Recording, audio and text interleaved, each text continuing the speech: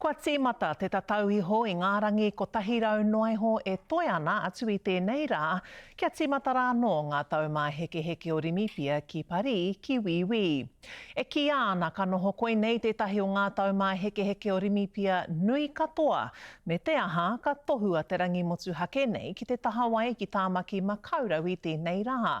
Me te hāngai pūhoki ki te hui whakatuwhera I te kaupapa, kua whakaritea mō Parī. Hei tuatahitanga ki ngā Orimipia katoa o te ao, ka tīmata te whakatatai nui whakaharahara ki tētahi wāhi atu I te taiwhanga hākinakina. Tōna te kaumano 500 ngā toki hākinakina ka whakatere wakake ki te awa Seine, mā reira hoki whai wāhi utu kore atu ai ngā kai whaiwhai mano. Anei rā, e tahi o ngā toa noa o te aroa, kai te takiwā o te kotahirau 85 te tini, e aruaru ana I te mea tara koura ki tōna 24 momo hākinakina. Mai anō I ngā pokowhiwhi whānui o te toki hoe kōreti o te whakatōhea o kahurangi Lisa Carrington, ki te toa tāhoi o Tainui kia Lewis Clareburt, he rau toki ka whakakanohi I a tātou. Ka mutu hei tuatahitanga anō ki te taumata o Rimipia, ka orite te nui o ngā tūranga mo ngā toki hākinakina wāhine ki era mo ngā tāne. Hikāna te kāpura o Hiamo I ngā pō no te ahi o Rimipia ka hikaia ki te kāinga tawhito o Olympia ki Kariki. He hui ngā tuku iho kua pūmau mai anō I ngā rā o tuau ki uki. I aia nei ka haria haere hia te kāpura nei ki tana haere te 12,000 kiromita te roa. Huri I etahi kāinga ki Uropi, tai atu ki ngā pito Wīwī ki Poronihia, I mua atu I te haria haerehia ki Wīwī tonu.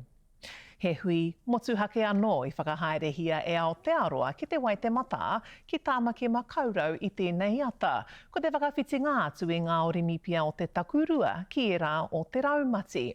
I tā tātou manu kaewa I a Harata Brown e whakatika ana ki te haere ki ngā Orimipia ki Parī, I tai ake hoki ia ki te hui o te ata nei, ai mea nei ko tana pūrongo. He whakau I ngā tikanga Māori. Mālawa mai hoki te whatu whiwhi o te whatu raweo. Hei whakakaha I ngā toa o Aotearoa. Tuku ngā roimata, ngā wawata ki a rātou nei taonga, ngā taonga o te tima, ara ko te korowai, a mahutonga, te mauri, pau tangata, me tō rātou paunamu e arahi ana I a rātou. Ko te waikai pakiaka no ngā ruahine tētahi o ngā kaipara. E anga nui nei ki ngā kēmu o Rimipia ka tū ki Parī, Wīwī. I've had the dream of going to the Olympics since I was a young kid. I've been doing sport since the age of 5, so yeah, it's always been something that I've looked towards achieving, and to get that selection will be really special. Ki ngā wai o te Waitemata, tau wai te Māori o Rimipia. Kei te rapu rātau I ngā taonga Māori, hei whakapakari, te hinengaro, te wairua, te tinana, hei awhina I a rātau ngā kai tākoro kia eke panuku rātau ki tērā whakataitai e haere aki ana. Ko ngā kahu Māori, mahutonga me te hono ki Matariki, hei kinaki ki ngā taira o te kapa o Aotearoa. Ko te toa ki runga ko tō tātou nei, teko ko ngā toa, ko ngā kai tākoro, e mahi ana te mahi, e runga te papa tākoro. Ko te whare o pautangata ko mātou e nei, ko ngā whānau, ko ngā kai whakawanga, kai whakāko, e rā tangata e tauawhiawhi, e manakitia mai I o tātou nei toa. I'm there or thereabouts, but I'm obviously wanting to edge that time down even further. I'm in a really solid block at the moment, a lot of volume, so if I can keep the momentum going while I'm on shore before I leave, that'd be really awesome and put me in a good place.